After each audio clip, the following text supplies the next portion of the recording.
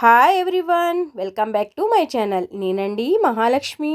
ఇవాళ మన వీడియోలో వచ్చేసి దొండకాయ కారం ఎలా రెడీ చేయాలనే దాని గురించి తెలుసుకుందాం. దొండకాయ కారంకి సింపుల్గా ఎలా రెడీ చేయాలి ఏమిటి అనే దాని గురించి మనం తెలుసుకుందాం. చాలా ఈజీ ప్రాసెసింగ్ అండి, ఏమీ లేదు. కొంచెం దొండకాయలు ఉంటే చాలు, కరివేపాకు ఉంటే చాలండి, సింపుల్గా చేసేయచ్చు. తయారీ విధానం వచ్చేసి ఇవేనే దొండకాయలు, పావు కేజీ వరకు దొండకాయలు అంటే 250 గ్రామ్స్. ఎక్కువగా ఏమీ తీసుకోలేదు. చిన్న దొండకాయలు మనకు బెంగళూరులో ఇదే టైప్ ఉంటాయండి, మనకు ఆంధ్రాలో అయితే వేరేగా ఉంటాయి. కాబట్టి బెంగళూరు సైడ్ అయితే ఈ విధంగా ఉంటాయి. ఈ సివర ఆ సివర కట్ చేసేసి మనకి చిన్న చిన్నగా కట్ చేసుకోవాలి. ఈ చిన్న చిన్నగా కట్ చేయడం వల్ల మినిమం 4 నిమిషాల నుంచి 5 నిమిషాల లోపు వేగిపోతాయండి. ఇవి మనకి టైం కూడా ఎక్కువ పట్టదు. లావంటి ముదిరిపోని తీసుకున్నట్లయితే మనకి ఏగడానికి టైం కావాలి, అన్నిటికీ టైం కావాలండి. ఇక్కడ ఇలా సన్నగా కట్ చేసుకోవాలి. చూసారా ఎంత సన్నగా ఉన్నాయో? మనకి 4 నిమిషాల నుంచి 5 నిమిషాల లోపే మగ్గిపోతాయి ఇవి. ఇలా కట్ చేసుకున్న దొండకాయలు కూడా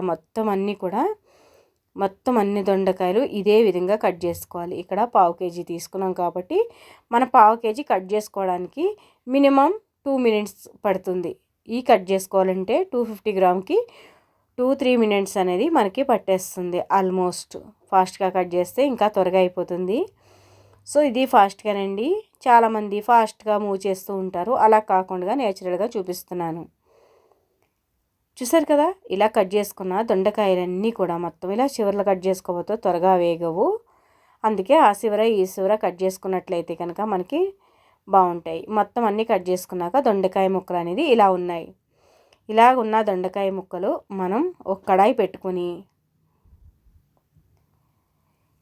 పెట్టుకొని మనమైతే కనుక ఒక కడాయి పెట్టుకుని నీట్గా దాంట్లో ఒక 2 స్పూన్ల వరకు ఆయిల్, దీంట్లో కొంచెం ఎక్స్ట్రానే వేస్తున్నానండి. 2 స్పూన్ల వరకు ఉంది, మరీ తక్కువ అని కాదు, అట్లానే ఎక్కువేమీ కాదు.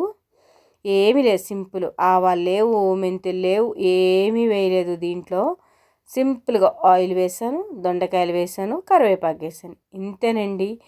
ఇంత సింపుల్ దొండకాయ కారం ఎంత బాగుంటుందో తెలుసా మీకు? ఈ దొండకాయ కారం చేయడం కూడా చాలా ఈజీ. ఎందుకు అంటే కనుక నేను ఎలా చేస్తానో సింపుల్ వేలో ఎంతో టేస్టీగా పావు టీ స్పూన్ కానీ లేదా 1/2 టీ స్పూన్ కానీ మీకు ఎన్ని ఉంటాయో దాన్ని బట్టి దొండకాయలు, పసుపు అనేది యాడ్ చేసుకోండి. ఇక్కడ కరివేపాకు ముందుగానే వేయచ్చు. ముందుగా వేసినట్లయితే కరివేపాకు నూనె అంతా చెల్లిపోతుందండి. సో ఈ ట్రిప్ ఫాలో అవ్వారంటే కనుక మీరు నూనె బాగా కాగిపోయింది అనుకున్నప్పుడు ఏ అయితే కూరగాయలు ఉంటాయో అవి వేసేయండి. తర్వాత కరివేపాకు వేయండి, మగ్గిపోతుంది, ఏగిపోతుంది కూడా. ఇలాగా 2-3 నిమిషాలు మనకి 2 నిమిషాల పాటు ఇంకా ఆగకుండా 2 నిమిషాల పాటు అలాగే చిన్నగా సిమ్లో పెట్టుకుని పసుపు వేసాక వేయించుకున్నట్లయితే కనుక ఈ సన్నగా కట్ చేసినవి కాబట్టి మనకి త్వరగా ఏగిపోతాయి. మనకేం టైం ఏం తీసుకోదండి. ఇలా మూత పెట్టి 1 నిమిషం తర్వాత మళ్ళీ చూసామంటే కనుక మనకి ఆల్మోస్ట్ 50% కుక్ అయిపోతుంది. దీంట్లో ఇప్పుడు మనకి రుచికి తగ్గంత ఉప్పు, మనకి పావు కేజీ కాబట్టి 250 గ్రామ్ కాబట్టి ఎక్కువగా ఏమీ అవసరం లేదు.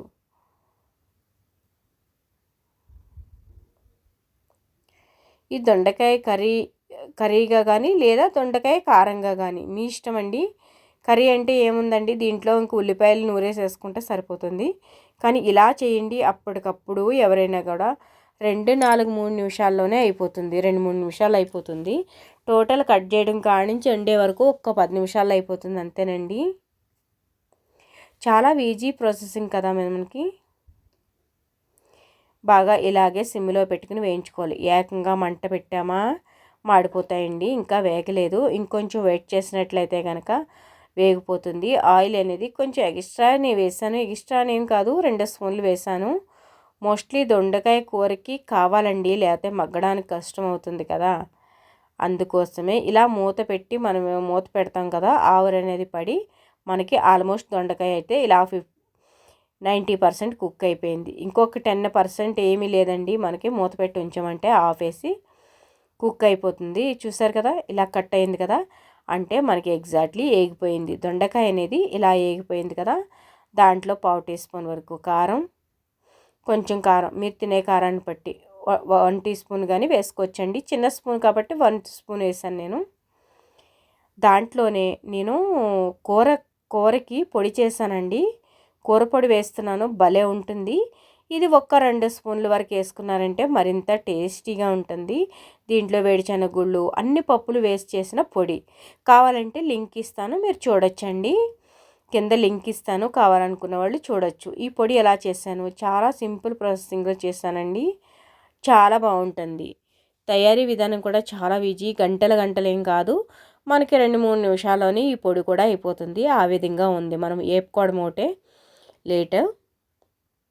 అంతేనండి. మనకి స్టవ్ ఆఫ్ చేసుకుని మనం ఏదైనా ప్లేట్లోకి సర్వ్ చేసుకోవడమే. చూసారు కదా, ఎంతో టేస్టీగా ఉండే ఉల్లి కారం అయితే రెడీ అయిపోయింది.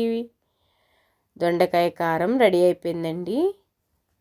మనకి ఈ దొండకాయ కారం కోసం సింపుల్గా చూసారు కదా, ఉల్లిపాయ వేయలేదు, వెల్లుల్లి వేయలేదు, ఏమీ వేయలేదండి. చాలామంది ఇలాగే చేసి ఉల్లికారం అంటారు. ఉల్లికారం కాదండి, యాక్చువల్లీ దొండకాయ కారం. ఎందుకు దొండకాయ కారం అంటున్నానంటే మనం పచ్చిమిర్చి వేయలేదు, ఎండుమిర్చి కూడా వేయలేదండి. ఓన్లీ కారపొళ్ళే వాడము. భలే ఉంటుందండి టేస్టీ. ఏదన్నా రసం కానీ, చారు కానీ, లేదా పప్పు చారు కానీ ఏమైనా పెట్టుకొని సర్వ్ చేసుకున్నారంటే అద్దరిపోతుంది టేస్ట్. ఖచ్చితంగా ట్రై చేయండి. ట్రై చేశాక మీరు కూడా ఎలా వచ్చింది ఏంటి అనేది కామెంట్ చేయండి. మన కొత్తగా ఎవరైనా మన ఛానల్ చూస్తున్నట్టయితే సబ్స్క్రైబ్ చేసుకోండి. చేసి వదిలేయకుండా లైక్ అండ్ షేర్ చేయండి. Thank you so much friends.